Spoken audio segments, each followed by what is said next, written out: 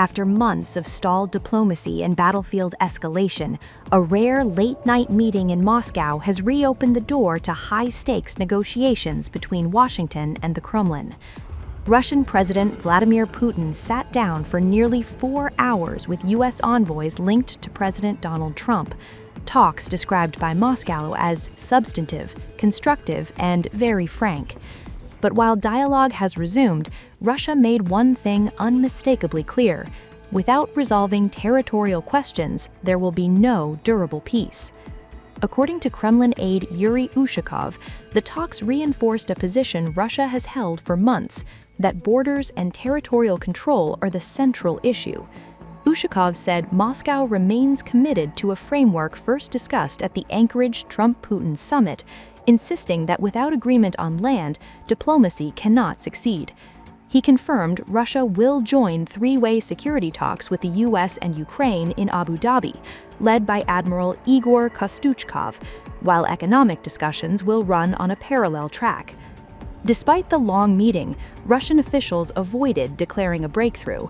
Instead, they emphasized continuity, saying Russia will keep pursuing its objectives of its special military operation until its demands are met. That message was blunt. Diplomacy may continue, but pressure on the battlefield will not ease.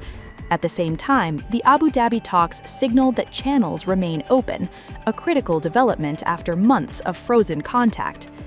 Speaking after meeting Ukrainian President Volodymyr Zelensky in Davos, Trump struck a sharper tone. You know, what's happened here is there were times when Putin didn't want to make a deal, times when Zelensky didn't want to make a deal, and it was like opposite times. Now I think they both want to make a deal, but we'll find out. Did something change that makes you think that Putin and Zelensky now are serious about it? I don't make any predictions. There are no changes. I think that President Putin would like to make a deal. I think that President Zelensky would like to make a deal. What did Zelensky say today? I mean, he came all the way there to meet you. What did he say? He said he'd like to make a deal. I mean, you know, there's not much you can say. People know the parameters. It's not like, you know, we're discussing things that have been discussed for 6 or 7 months, and he came and he said he wants to make a deal, because I wasn't necessarily sure. I think he should want to make a deal. It's pretty tough. It's really tough for the people of Ukraine. I'll tell you that. Mr. President, how they live without heat, where it's 20 degrees below zero. You know, it's very cold. That's a colder climate for the most part than Canada, and they live without heat. I asked him, I mean, how do they do that? And he gave me an answer. It's pretty amazing what they do to live. There's no way to live. Trump's envoy, Steve Witkoff, said negotiations have narrowed to one remaining issue, reinforcing the idea that territory is now the final and hardest hurdle. Even as talks advance, Ukraine faces one of its harshest winters of the war. Russian missile and drone strikes continue to hammer energy infrastructure, leaving cities in darkness and cold.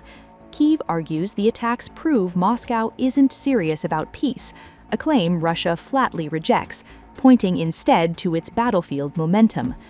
The Moscow meeting marks progress but not resolution. Diplomacy is moving again, yet the core dispute remains untouched. Territory, sovereignty, and security guarantees are now the final test. Until those questions are answered, the war grinds on, with talks and missiles advancing side by side. Subscribe to One India and never miss an update. Download the One India app now.